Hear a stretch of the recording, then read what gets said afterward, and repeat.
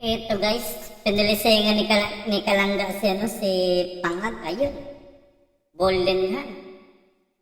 Malamang, ubos na to kay Kalangga. Grabe din to manira. Talagang guys, marami nang magagaling sa Pilipinas pagdating sa larangan ng bilyar.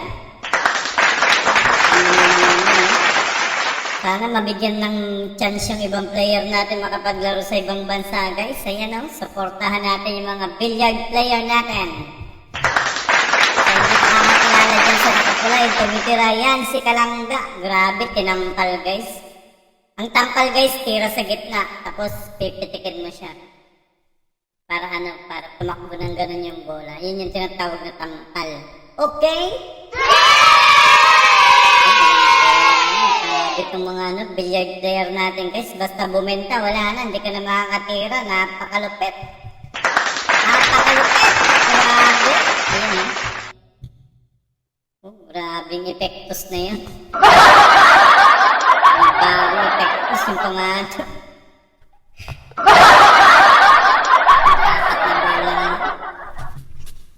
Grabe, sablay talo ka dito sa mga player na to. Yun, pinaatras.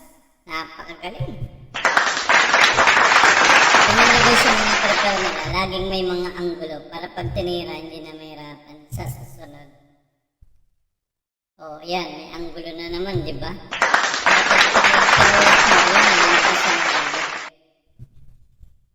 Dapat laging may anggulo, hindi diretso ang prepare. Ayan, tulad niya, no?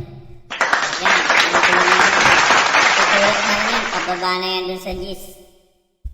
Dalawa option yan, ilalim mo, ibabaw, parang sa kubaw.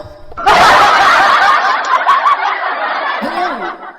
Last ball, ayun, tinira ng ibabaw kasi doon sa sa farmers bababa.